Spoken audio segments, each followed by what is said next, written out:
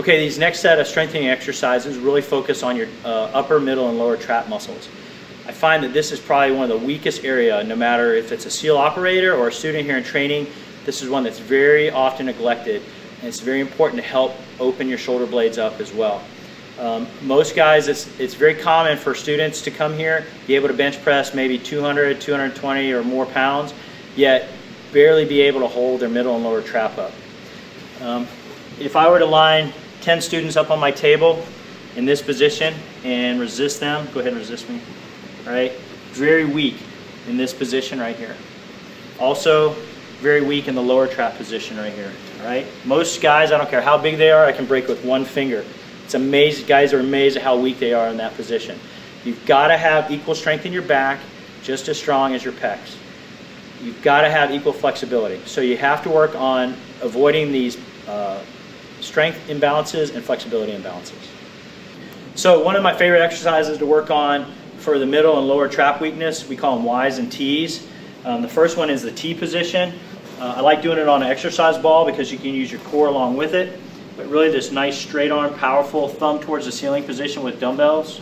Just doing sets in this nice T position right here, focusing on that middle trap.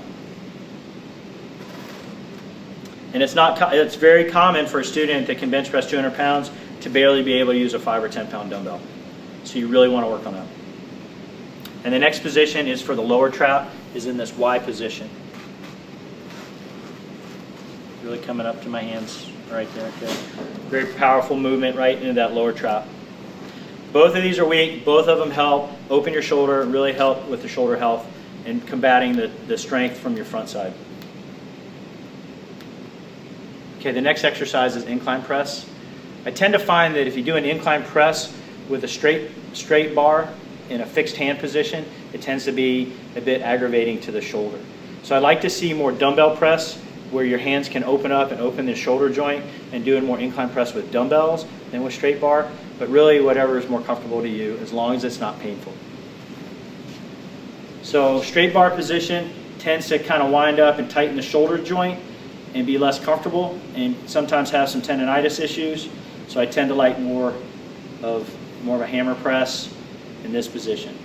It just tends to be more comfortable on the shoulder. Me personally, I like this position. Okay, the last exercise we'll talk about are pull-ups. I think pull-ups are a very good exercise. I think if the workout becomes only pull-ups, where sometimes guys are doing pyramid sets or doing high numbers, 100 to 200 pull-ups in a workout, that tends to be a problem. All right, just like we talked about, the lats get extremely strong. You still have to do pull-ups before you come here. You really should be able to do double-digit pull-ups before you come to BUD/S. 12 to 15 would be a good starting score, and most guys here can do over 20 dead hang pull-ups. So you do have to do them, but it's just important that we work the other groups so that you can get away with that without having problems. And really make sure that pull-ups are a part of your workout. They're not the only workout. All right, I'm Lieutenant Commander Jim Cowan. We're going to wrap up the discussion on some of the prep failures before you come to BUD/S, covering a few of the highlights that we've covered in the videos up to this point. All right, the first thing is diet. Guys are not eating a good diet before they come here. You need to start eating a balanced diet. Make sure you have a lot of colors of vegetables on your plate. You're eating a good diet. That diet should also include 1,000 milligrams a day of calcium. We've had some of the highest stress fracture rates ever reported in military training here. Our rates are down much better through these type of prep videos, but we still need good bones before you come here. I had a student today that I dropped who was only running 15 miles before he came to BUD/S. Right? You've got to be running comfortably 30 to 40 miles a week before you come here and have good bones before you come to BUD/S, or you will break. Vitamin C is also a really good thing to be taken. So a diet rich in vitamin C. Eat a lot of fruit. That also helps for the bone health. And make sure you're not drinking sodas, because the sodas undoes all the good of the calcium. So no nicotine. Most of you guys, well, no one really should be smoking or using nicotine if you're coming here. All right, but no nicotine and no sodas. That undoes a lot of the good things that you do through your diet. Make sure you're getting the calcium. Make sure you're eating a good balanced diet. All right, talking about the lower extremity failures that most guys fight before they come here. They start with bad footwear. Make sure you're going to a good triathlon store or somebody, physical therapist, podiatrist, somebody that knows feet, all right? Make sure they know your type of foot and they have you in the good kind of running shoe that you need to be in. You You need to be changing that running shoe every 6 months or 400 miles. That's the recommendation for the military, and that's true. You will break down a shoe in about 4 months with high mileage training. So if you really are running 40 miles a week, we're only talking about a pair of running shoes every 10 to 12 weeks. So make sure you're in good footwear. Also make sure that you're used to running on unstable terrain. If you're just running in your neighborhoods where it's nice and flat, all right, and then you come here on soft sand, it will be a big reality problem. So you've got to be doing some kind of unstable trail running, unstable terrain running, running in sand, running in soft sand. The last thing you want to do is show up here at Buds and not have been running comfortably on unstable terrain, probably up to 30% of your mileage. You need to strengthen the muscles around your shin.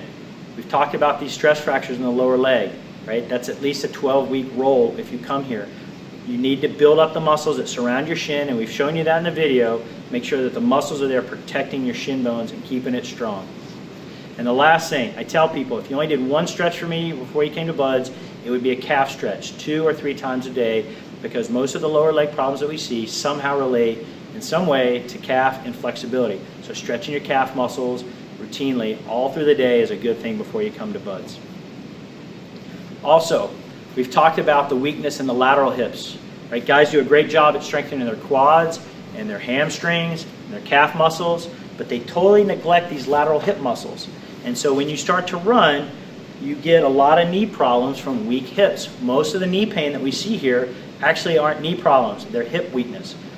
So you've got to make sure that you're working on the lateral hip strength to avoid the knee problems, right? Because that is a big failure, and I see it time and time again. If I line 10 kids up, only one will have adequate hip strength in the lateral hips. Almost every one of them has weak lateral hips. And the last thing is shoulder preparation. You need to work your rotator cuff. You need to stretch out your pec and your lat muscles to undo all the strength that you're working on for pull-ups and push-ups to get here, okay? And you also need to be working out and be very comfortable in the overhead position, right, with up to 30 pounds for 30 or 40 minutes, because that's coming as part of the log PT or the boat PT. It's not uncommon for an hour for the students to be overhead with a log of 200 pounds for 6 guys. So, 30 to 40 pounds overhead for an hour is the requirement. And you need the flexibility and the strength. We have a lot of our students when they're on the bicycles with 30-pound medicine balls overhead. They do a lot of overhead medicine balls on the treadmill and on the bicycle to prepare the overhead strength and endurance that they need. Also, you need to be comfortable with your hands in front of your ears. Do not be behind your ears, as this causes most of the nerve injuries that we see here. Right? So you need to be very comfortable with your hands right in front of your ears, right over your forehead, and be able to maintain 30 to 40 pounds there for up to an hour sometimes. So you need to start working on that now if you want to do well when it comes time for log and boats. All right, these are the highlights. Hopefully this keeps you healthy, keeps you out of our clinic. Good luck, and we'll see you at Buds.